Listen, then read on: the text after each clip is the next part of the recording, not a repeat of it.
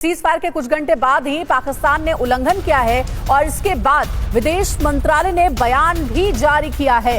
देखिए, पाकिस्तान की तरफ से सीज फायर का उल्लंघन हुआ, यह समझौते का घोर उल्लंघन है, एमईए की ओर से कहा गया है और साथ ही सीज फायर तोड़ने के लिए पाकिस्तान जिम्मेदार होगा।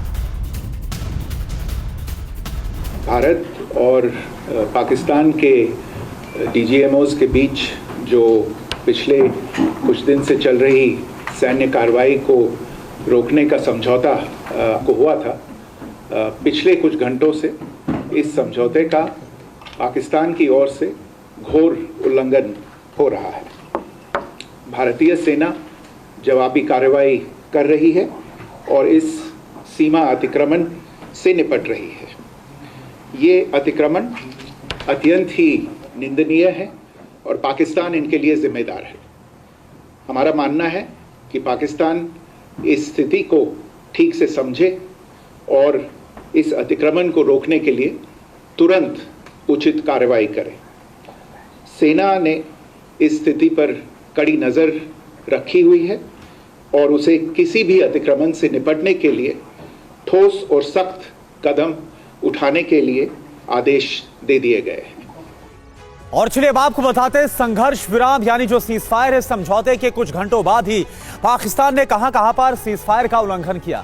जम्मू कश्मीर की अगर बात करें तो श्रीनगर, कठुआ, राजौरी, नगरोटा, जम्मू और आरएसपुरा सेक्टर, यहां पर पाकिस्तान की तरफ से सीज फायर का उल्लंघन किया गया। साथ ही साथ उधमपुर, बारामूला और छंब की बात करें तो यहां पर भी उल्लंघन किया गया, वायलेशन किया गया पाकिस्तान की तरफ से सीज फायर किया। और आगे अगर बढ़े, पंजाब की बात करें, वेस्टर्न बॉर्डर्स की बात करें तो मोगा, पठानकोट, फिरोजपुर, होशियारपुर और फाजिल का ये वो इलाके हैं जहां पर पाकिस्तान की तरफ से सीज फायर का उल्लंघन किया गया है। और हरियाणा की बात करें तो यहां पर भी ना सिर्फ जम्मू कश्मीर और पंजाब बल्कि अंबाला में भी यहां पर भी सीज फायर का उल्लंघन किया और गुजरात के कच्छ में भी वायलेशन किया गया है। राजस्थान की बात करें तो जैसलमेर, बाड़मेर, जोधपुर यानी कुल मिलाकर नॉर्दर्न पार्ट से लेकर कंप्लीट जो वेस्टर्न बॉर्डर है, यहां पर पाकिस्तान नहीं सुधरा और सीज फायर के बाद भी, तमाम शर्तों के बाद भी इसका उल्लंघन करता हुआ नजर आया है। अंजलि।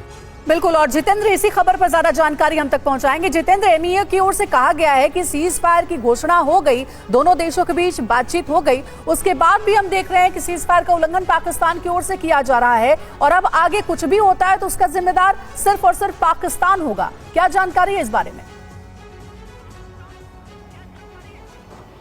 जी बिल्कुल, देखिए कल शाम 5 बजे से दोनों देशों के बीच में सीज फायर की घोषणा हुई, लेकिन उसके बाद यानी कि महज 3 से 3.5 घंटे बाद ही एक बार फिर पाकिस्तान का धोखेबाज और दोगला चेहरा सामने आया। आसमान में फिर से ड्रोन उड़ते हुए दिखाई दिए जो सीधे तौर पर पाकिस्तानी सीमा की तरफ से आ रहे थे, लेकिन एयर डिफेंस सिस्टम ने उन्हें हवा में ध्वस्त किया और किसी तरीके के जान माल की नुकसान की कोई भी खबर सामने नहीं आई। लेकिन इतना जरूर है कि एक बार सीज फायर तोड़ या फिर उसका उल्लंघन की जो हरकत थी, हिमाकत थी, वो पाकिस्तान की तरफ से की गई।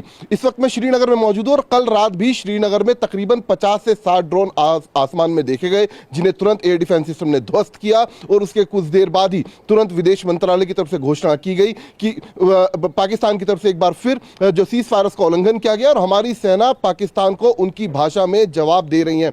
तो लगातार देर रात देखा गया कि किस तरीके से एलओसी से सटे तमाम बॉर्डर्स पर, तमाम राज्यों के अंदर सीज फायर का उल्लंघन पाकिस्तान की तरफ से किया गया। लेकिन अब जब सुबह हुई उसके बाद स्थिति अब पूरे तरीके से सामान्य हो चुकी है। जब हम सुबह उठे तो देखा लोग आराम से सैर सपाटे के लिए निकल रहे थे और लोग अब अपने रोजमर्रा के जो काम है उनके लिए भी सड़कों पर दिखाई दे रहे हैं। जी शुक्रिया आपका कुमार कुंदन और जितेंद्र, आप दोनों का शुक्रिया।